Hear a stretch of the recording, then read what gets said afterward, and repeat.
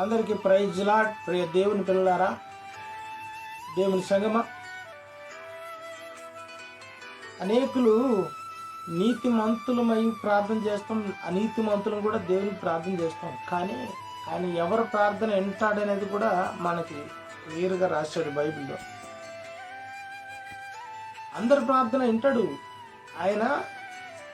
బైబిల్లో ఒక వచనం చెప్పాడు, మొదటి పేతురు 3:12 దేవుడు మాట్లాడుతున్న మాట, ప్రభు కన్నులు నీతిమంతుల మీదను ఆయన చెవులు వారి ప్రార్థన వైపునను ఉన్నవి, కానీ ప్రభు ముఖము కీడు చేయు వారికి విరోధంగా ఉన్నది. ఆమేన్. చూడు, కీడు చేసే వాళ్ళకంటే దేవుడు ముఖము దూరపరిచి ఉందంట,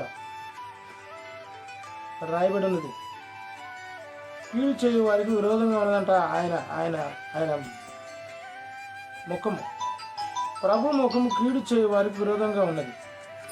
సో కీడు చేసినోడు కూడా ప్రభుని సూచిస్తాడు, మేలు చేసినోడు కూడా ప్రభు సూచిస్తాడు. ఆయన ఎవరికి సన్నిహితంగా ఉంటాడు అంటే, కీడు చేసినోడికి చూడడు, తెలిసి కీడు చేసినోడికి వాడి ముఖం చూడంట ఆయన. ఆమేన్.